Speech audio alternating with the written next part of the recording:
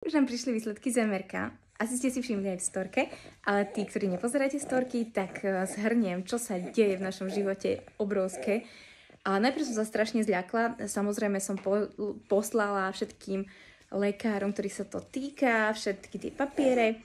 A neurolog nám to tak preložil, že vlastne týmimu chýba neurohypofýza. To je časť hypofýzy. Viem, že je zodpovedná za chod hormónov a tak ďalej. A že to riadi.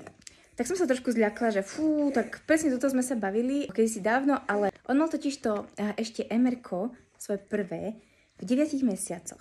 Tam sa však nezamerali na hypofýzu, aj keď sme to žiadali, ale nebolo to nejako tak oficiálne jednoznačne napísané, takže nezazumovali ako keby na tú hypofýzu a bola dosť taká rozmazaná, nevedeli sa dohodnúť a hovorili, niečo tam je také.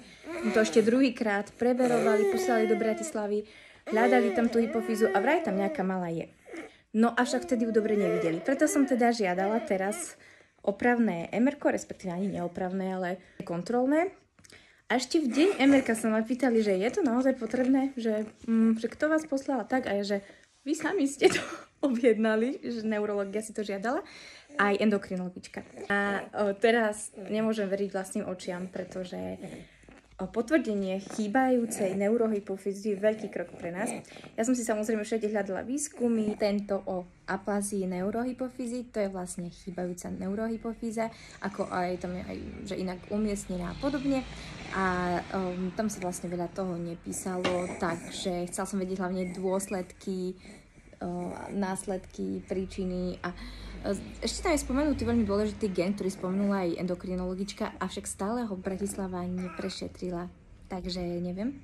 Tak som si pomohla za chatom GPT a ten mi napísal odpovede na moje životné otázky posledné 2,5 roka s tým. Prečo je stále smedný? Prečo stále tak strašne veľa ciká? Prečo má všetky výsledky hormónov v podstate dobré, aj rastový, avšak je tam nejaká porucha rastu.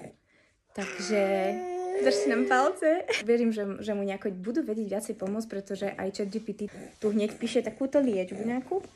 Ne. Ak by sa to dalo substituovať, teda nahradzovať tá daná funkcia tejto žľazy, tejto hypofýzy, tak to by bolo fajn pre nás. Minimálne viem, že je to v poriadku, že toľko cíka, že je taký smedný, spôsobuje to.